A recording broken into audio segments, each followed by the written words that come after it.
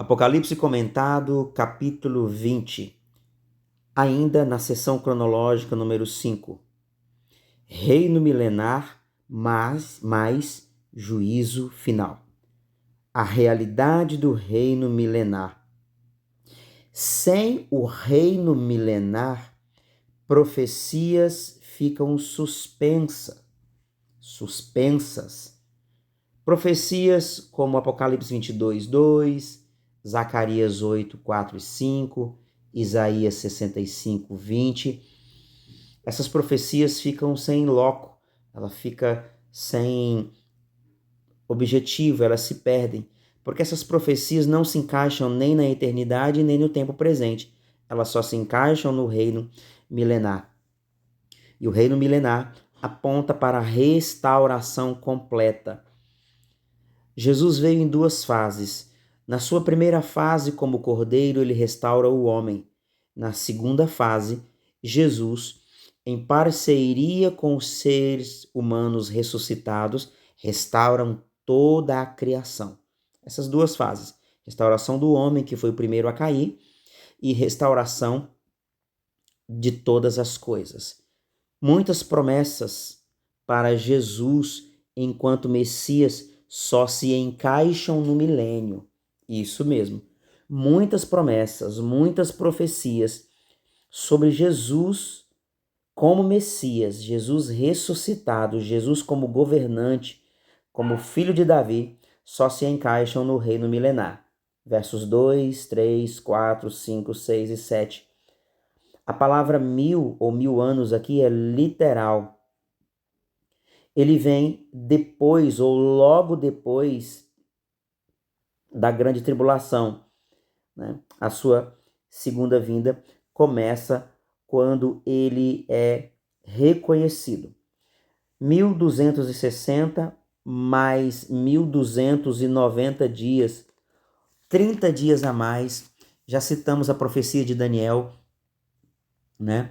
E tem também aqui uma outra referência de 1335 dias ou 45 dias a mais.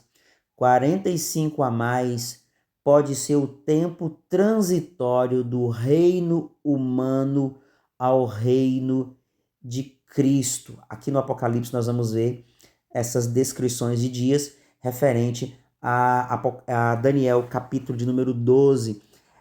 Os 1260 dias, depois você vai ouvir 1000 mais 1290 dias, 30 dias a mais, e também você vai ouvir os 1335 dias a mais, os 45 dias a mais na profecia.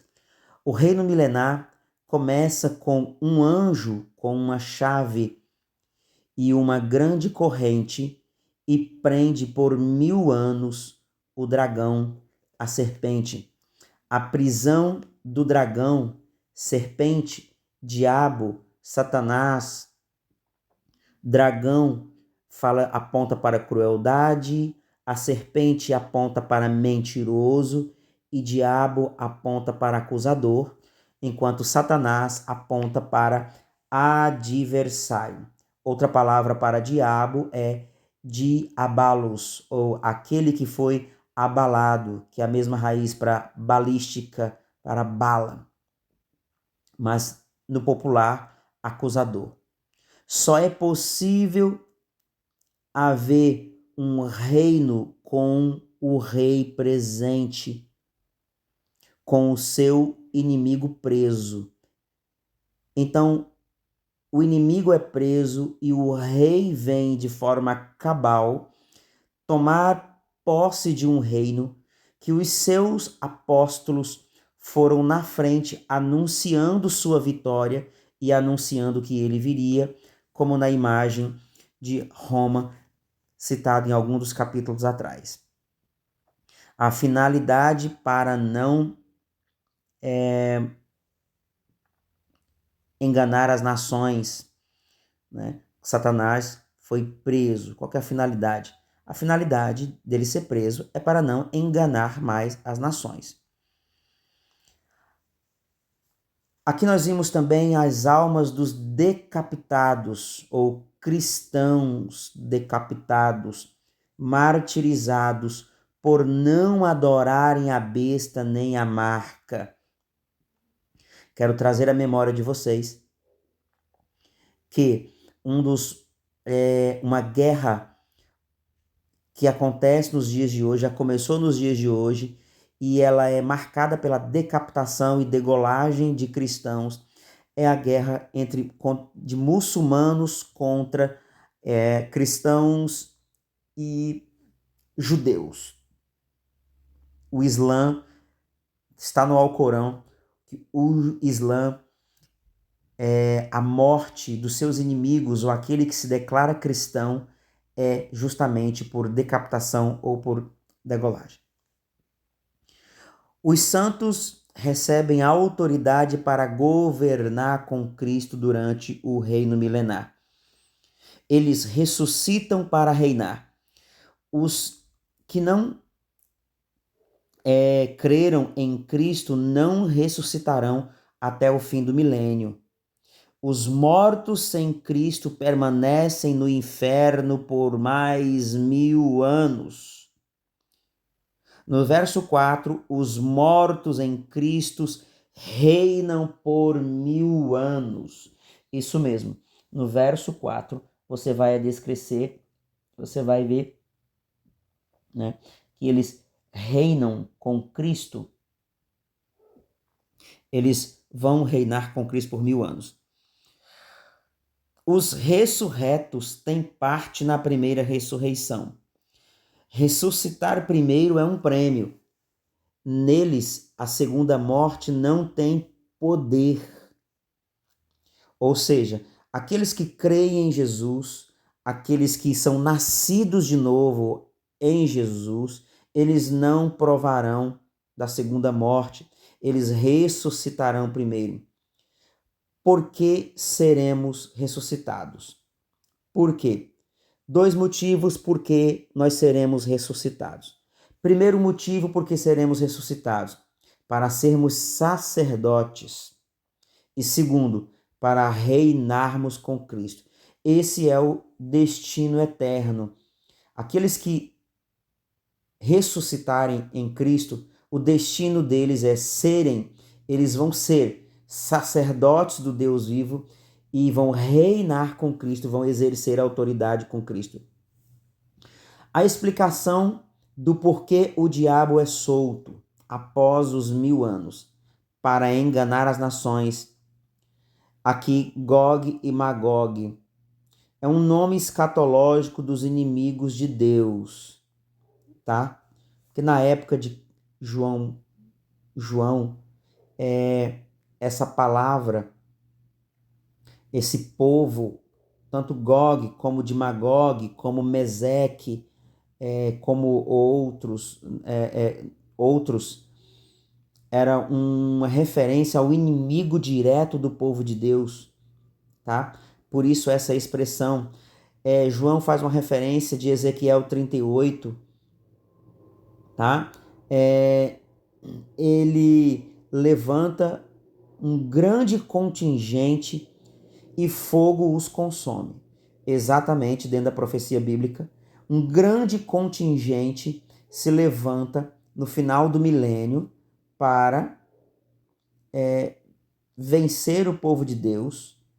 Satanás consegue ainda unir esse povo. A pergunta é, por que Satanás vai conseguir homens?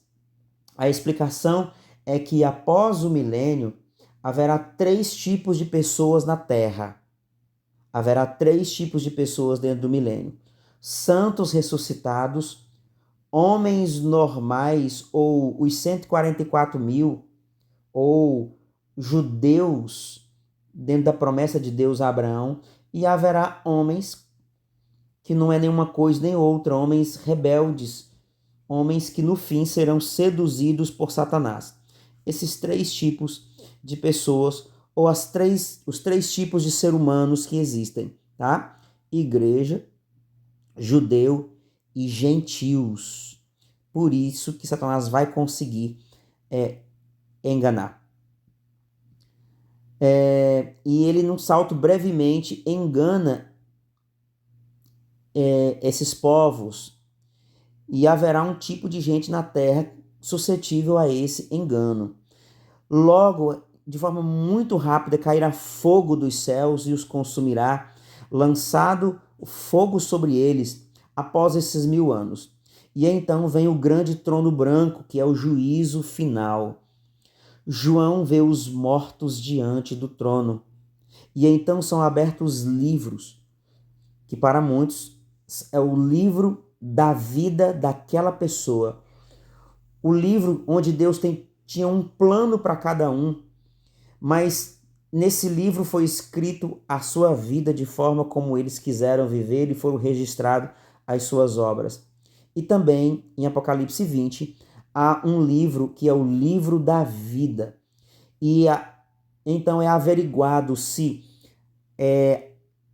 o nome dessas pessoas estão arrolados, estão escritos no livro da vida.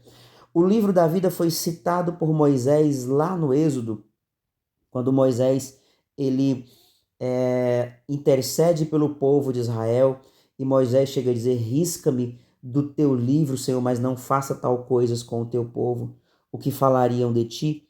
O livro da vida é mencionado por Jesus nos evangelhos e agora no capítulo 20 é mencionado outra vez o livro da vida, onde os salvos, aqueles que são salvos em Cristo, eles vão para o seu nome é escrito no livro da vida. E aquele que não é achado o seu nome escrito no livro da vida, porque não creu em Cristo e porque não nasceu de novo em Cristo, o seu nome não vai para o livro da vida. E eles são julgados segundo as suas obras, segundo estava nos livros.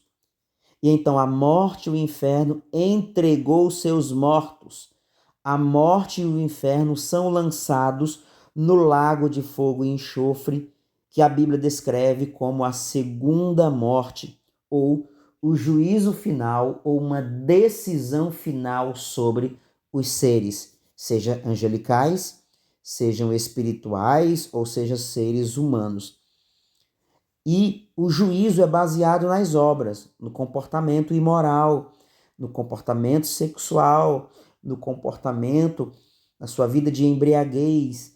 E essas obras, essas ações, devido a essas ações imorais ou à ausência de santidade, eles são julgados e lançados na segunda morte, se eles não estiverem anotados no livro da vida. Qual a diferença entre lago de fogo para enxofre? Para que você possa entender essa ilustração, o inferno é uma prisão temporária e o lago é o presídio. É uma prisão definitiva. Quem morre sem Cristo é julgado e condenado. Quem morre em Cristo no milênio ressuscita aqui e são salvos. Ok? Acredito que deu para entender. Relembrando, recapitulando, o inferno é uma prisão temporária, enquanto o lago de fogo e enxofre é uma prisão definitiva e permanente. Quem morre sem Cristo vai ser julgado e quem morreu em Cristo no milênio será salvo e ressuscitado. Lucas 24 e 1 Coríntios capítulo 15, você vai ver essas referências, o complemento bíblico. Aqui se encerra a cronologia do Apocalipse. Jesus vence, e esta é a narrativa da vitória de Jesus sobre todos os inimigos da igreja. Lembrando que Deus não tem adversário direto, não tem como vencer a Deus em uma luta direta e invadir a sala do trono e tentar tomar o trono de Deus. Isso é inconsistente biblicamente falando. É uma luta contra o povo de Deus e contra o seu reino. E Cristo vence e encerra aqui no capítulo 20 essa ordem. O reino milenar ainda não é novos céus e nova terra. O reino milenar é transitório. Dentro dele ainda há morte para seres naturais, para seres humanos naturais, não para o ressuscitado em Cristo. A igreja com corpo glorificado dentro do milênio não morre. a igreja já é imortal, aqueles que ressuscitaram em Cristo já são imortais, aqueles que ressuscitaram em Cristo já são vencedores de forma completa.